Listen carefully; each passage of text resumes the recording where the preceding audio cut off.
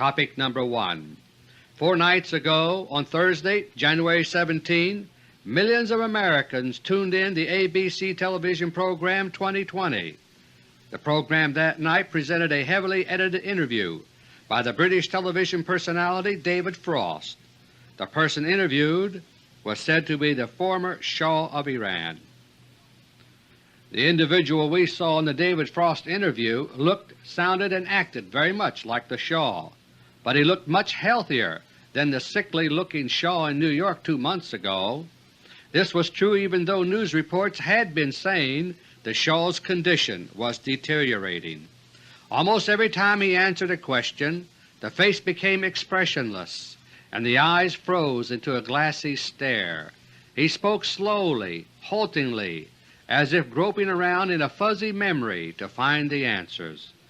And time after time he just gave up and said simply, "I don't remember that." Later that same evening, ABC presented its nightly special on the Iran crisis. The program began with some follow-up discussion of the David Frost interview program. Dr. Joseph Sisko, former Undersecretary of State, was among those asked for his reactions to the interview. Sisko appeared to be shaken by what he had seen. He said the Shah he knew had always been able to discuss the intricacies of geopolitics, not only as they affect the Persian Gulf, but worldwide.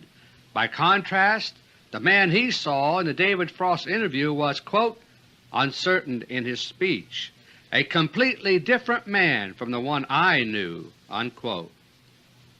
My friends, Dr. Sisko could not have been more right. The individual interviewed by David Frost in Panama was not the Shah at all. In fact, he was not even a human being. He was a kind of living robot known as a synthetic automaton, or more briefly, a synthetic. I first revealed last October 1979 in AUDIO LETTER No. 51 that synthetics were beginning to appear on the scene. They are being deployed as a tool of intrigue by the warlike Bolsheviks here in the United States. They are the Bolshevik answer to another type of biological robot, which the Russians began deploying earlier in 1979. The Russian type is known as an organic robotoid, and I first made them public in AUDIO LETTER No. 46 last May.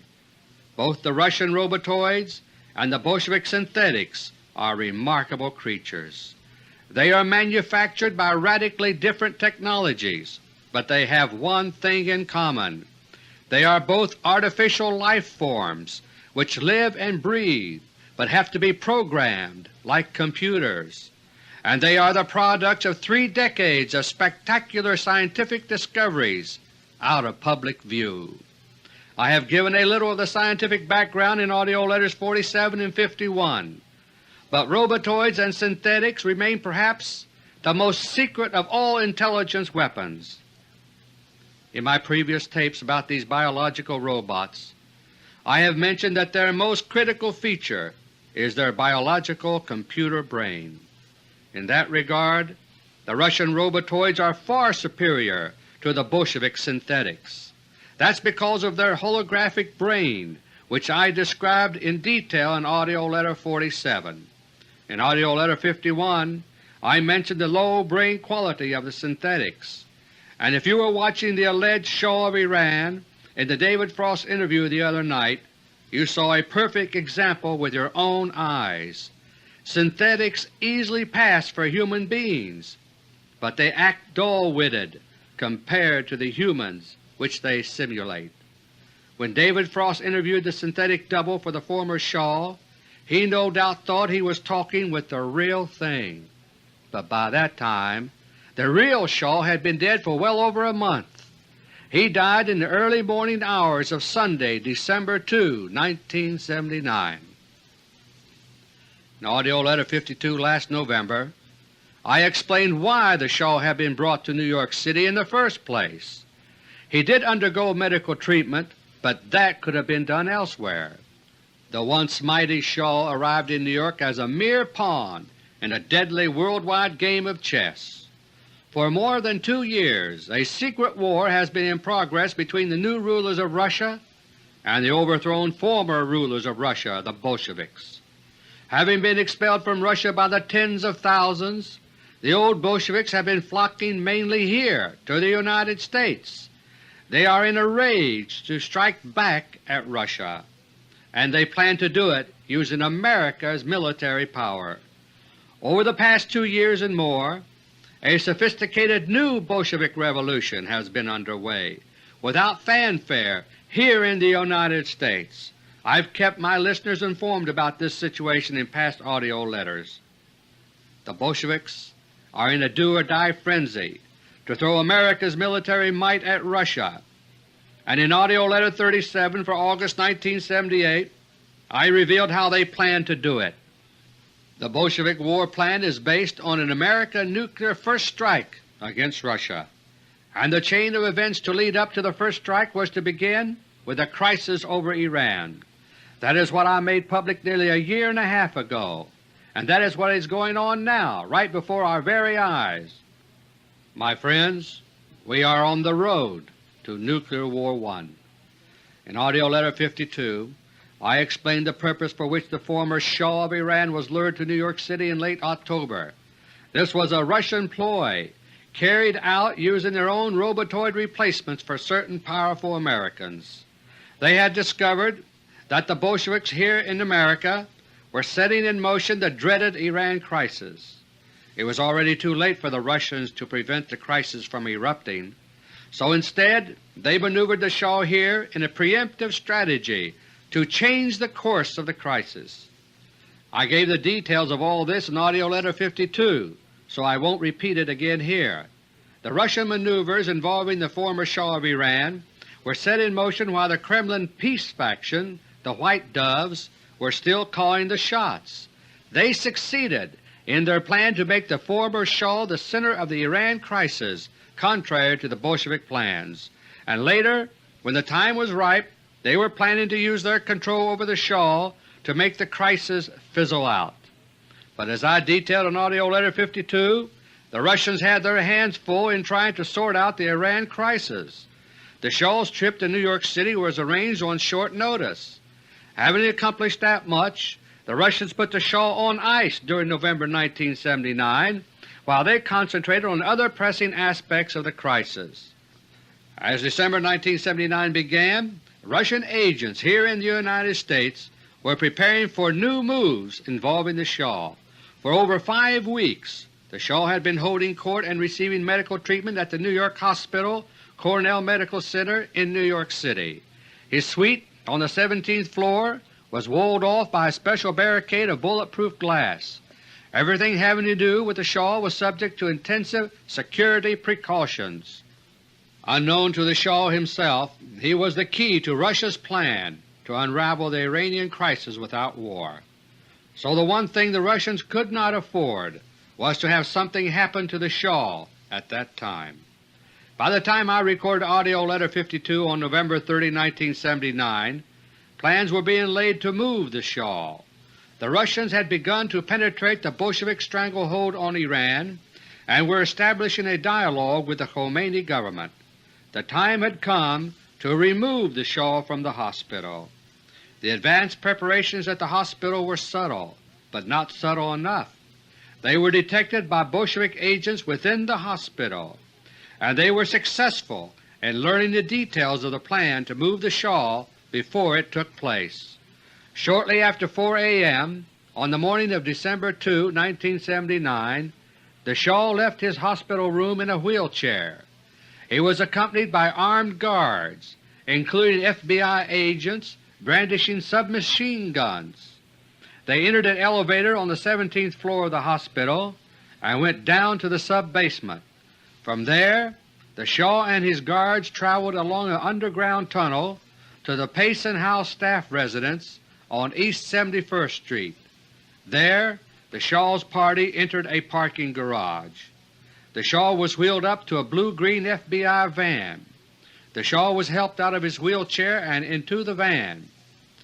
As soon as the Shah was inside, the doors of the van were shut and the van started moving. As it did so, 3 FBI cars joined up as an escort. The 4-vehicle motorcade drove carefully toward the exit of the parking garage. As they did so, one of the Shaw's guards in the van pulled out a powerful gun equipped with a silencer. He and the other guards in the Shaw's van turned out to be Bolshevik synthetics. By the time the Shaw's van reached the exit of the parking garage, the Shaw's body lay slumped on the floor inside. Like his former patron Nelson Rockefeller, the Shaw had died of a single bullet to the forehead. The other synthetics in the front of the van did exactly as programmed. They drove on as if nothing had happened. FBI agents in the other cars detected no hint that anything was wrong. The motorcade drove the rest of the way to LaGuardia Airport without incident. Only when the van was opened at the airport was it discovered what had taken place. News reports that day and the next were filled with headlines about the Shaw's mysterious move to Texas. On television we were shown an Air Force DC-9 taking off in the darkness at LaGuardia. We were told that the Shaw was aboard, but he was not. His body was kept in a remote location at New York's LaGuardia Airport until around 6 p.m. that evening, after which it was flown to a southern state for disposal. When the DC-9 was shown landing at the air base in Texas, we were told again it was the Shaw's plane. Normally, Lackland Air Force Base is unrestricted, but the air base was suddenly closed after the plane landed. There was confusion. Initially, Air Force officials at the base said there would be a press conference that afternoon, but soon they reversed themselves. They not only canceled the press conference, but told all reporters to leave the base immediately or be forcibly ejected. The public relations plans, which had been made ahead of time, just fell apart. Instead, a cover-up was hastily set in motion on orders from certain Russian agents in the Pentagon. In the days that followed, all was mystery concerning the Shaw. He was said to be in certain hospital quarters at Lackland. But as days passed and no one saw the Shaw, questions began to multiply. Had it been suspected that the Shaw was already dead, the Bolshevik agents holding the American hostages in Tehran might have killed the hostages, and that could have led very quickly to nuclear war. Meanwhile, the Bolsheviks here in America were preparing to take control of the Shaw controversy. The Bolshevik synthetics are programmed by a technique completely different from that used by the Russians with their robotoids. It is not as good, but it also does not require a cerebral hologram. Bolshevik agents in New York had been able to obtain the genetic samples needed, and on Saturday, December 15, there was a new surprise regarding the Shaw. He was said to have left Texas that morning for a small island off Panama. Then the invisible Shaw seemingly reappeared in the form of a synthetic, and since that time the Shaw's image has been utilized by the Bolsheviks. As I told you earlier, it was a synthetic that was seen in the David Frost television interview 4 nights ago. What happened to the late Shah of Iran is only part of a much larger pattern of recent days. The Bolshevik deployment of synthetics began in earnest 3 months ago, as I reported in AUDIO LETTER No. 51. As a byproduct of this, bizarre cattle mutilations are once again taking place in North America. A few years ago there was a rash of these incidents in the western United States. At that time the earliest large-scale experiments were underway with synthetics. Now, after a lull, the synthetics are being deployed operationally, and the cattle mutilations have resumed. Right now, however, they are taking place primarily in Canada to minimize attention to them here in the United States. My friends, the cattle mutilations are nothing more than a modern twist on cattle rustling. The synthetic process uses certain glands and tissues of cattle as raw material, as I explained in AUDIO LETTER No. 51. To obtain these raw materials, the cattle involved have to be destroyed in a very wasteful manner. So the Bolshevik agents who are manufacturing synthetics do not use their own cattle. Instead, they let others suffer the losses involved in slaughtered herds. The cattle mutilations may turn into an epidemic that is too big to ignore, because during the past 3 months the Bolshevik circles have started deploying synthetics in great numbers. A covert war of biological robots is now raging worldwide between the Russians and their old Bolshevik enemies. The Russians got a head start by deploying their robotoids first last spring, but they knew their advantage would not last long, and they tried to use it fast to nail down approval of the SALT II Treaty. Soviet Foreign Minister Andrei Gromyko summed it up last June 25, 1979. In an unprecedented 2-hour news conference in Moscow, he paused at one point and said simply, "Fantastic situation." My friends, the dangers we face now are fantastic, but so was aerial warfare until World War I, the atomic bomb until World War II, and moon flight until Project Apollo. The Bolsheviks in our midst are obsessed with their schemes for revolution and war, rule or ruin. Using their synthetics, they are fast regaining the power they were losing at the hands of Russia's robotoids. Unlike the Russians, the Bolsheviks have an entrenched power base here in the United States, and so the Russians are now losing the invisible war of the biological robots. With every day that their power increases, the Bolsheviks here in America redouble their frenzy to seize still more power. To advance their revolution here, the Bolsheviks are gradually shutting down America. Tremors are shaking our economic system, and the United States dollar is awaiting the moment of collapse. In April 1974, I gave a warning in congressional testimony about plans which were being laid for a gold skyrocket. I testified that the plan called for gold to streak upward past $2,000 per ounce, and I described how this was tied to the secret theft of America's monetary gold supply by international forces. I later offered to present evidence and witnesses under oath, but Congress was not interested.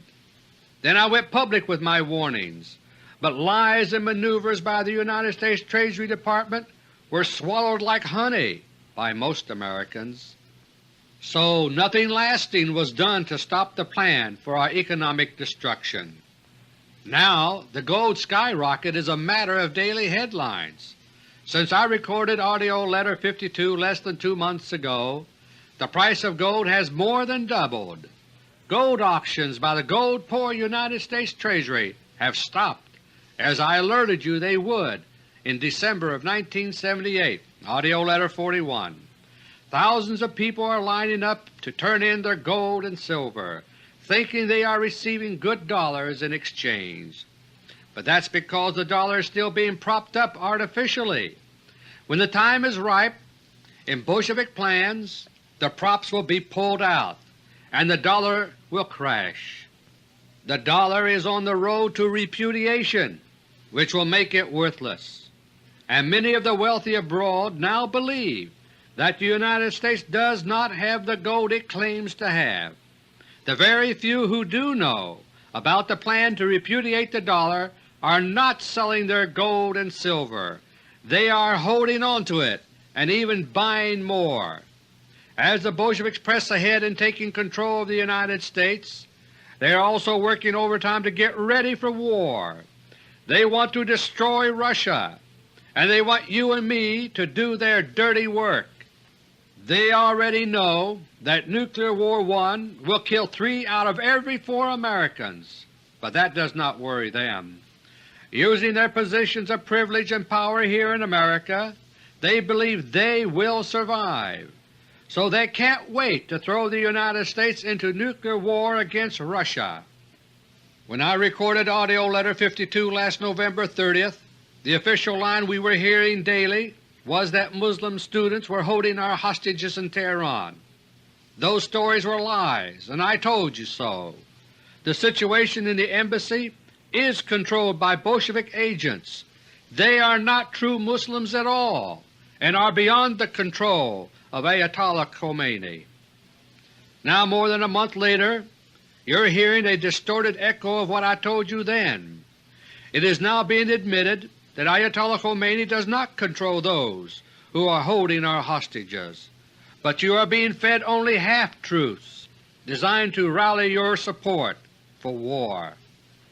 13 days ago, on January 8, 1980, a synthetic double for our late President Carter said, quote, "The most powerful single political entity in Iran consists of the international terrorists or the kidnappers who are holding our hostages," unquote. But their Bolshevik ties are not mentioned. Instead, you are being given the impression that they may be Russian-inspired in some manner. 2 months ago all Iranians were being lumped together, and the Bolsheviks were whipping up Americans into hating them all.